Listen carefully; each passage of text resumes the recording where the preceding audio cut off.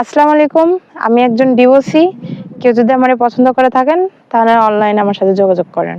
আসসালামু আলাইকুম। ওয়ালাইকুম সালাম ভাইয়া। কি অবস্থা আপু, কেমন আছেন? এই তো আলহামদুলিল্লাহ ভালো।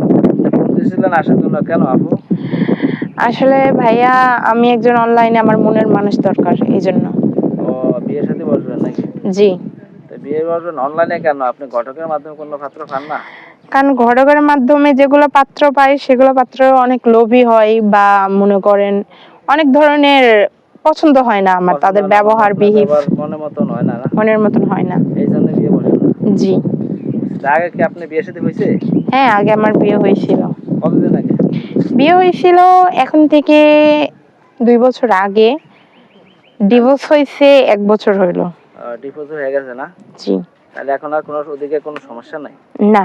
এখন আবার নতুন করে বিয়ে বসতে পারবেন? জি। ওই সংসারে কোনো ছেলে সন্তান আছে? না, ওই সংসারে কোনো সন্তান কিছু নাই। নেই? না। তা আপনি এখন যদি অনলাইনে বিয়ে বসেন, আপনার ফ্যামিলিগতভাবে এরা কি মাইনে নিব? এখন যে আমারে নিয়ে সংসার করবে সে যদি মাইনে নেয় তার ফ্যামিলিও মাইনে নিতে বাধ্য। বুঝতে পারছি। তা আপনার ফ্যামিলিতে কে কে আছে? আমার ফ্যামিলিতে আমার আম্মু আছে, আমার আব্বু নাই। শুধু আম্মু আছে না? জি, আমার আব্বু মৃত।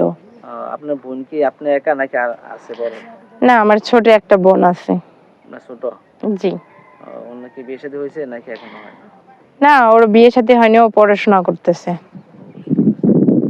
তো এখন যদি আপনি অনলাইনে বিয়ের সাথে বসেন বা কেউ যদি পছন্দ করে বিয়ে করতে চায়, তাহলে আপনি কি বিয়ে বসবেন? বা জি, আমি বিয়ে বসবো এবং আমি রাজি আছি এবং ছেলেটি সুন্দর হইতে হবে, যেমনই হোক, গরিব হোক, কিন্তু তার আচার আচরণ ব্যবহার সব দিক দিয়েই যেন আমার সাথে যেন ম্যাচ খায়। আচার ব্যবহার ভালো, নম্র ভদ্র এরকম ছেলে জি। চাইতেছেন না? জি ভাইয়া। তো কোনো কিছু চাইলে কি দিতে পারবেন? আপনার টাকা পয়সা বা কোনো কিছু যদি ছেলে চায়? টাকা পয়সা দিয়ে তো আমি বিয়ে বসবো না।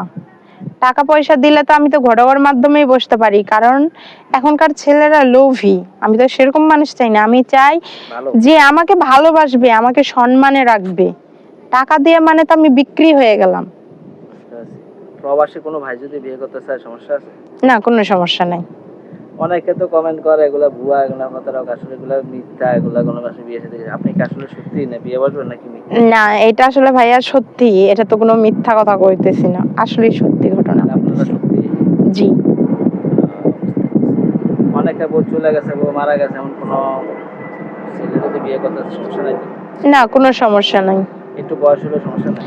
বয়স বলতে গেলে আমার সাথে যে ন্যাচারাল খায় এমন। বুঝতে পারছি।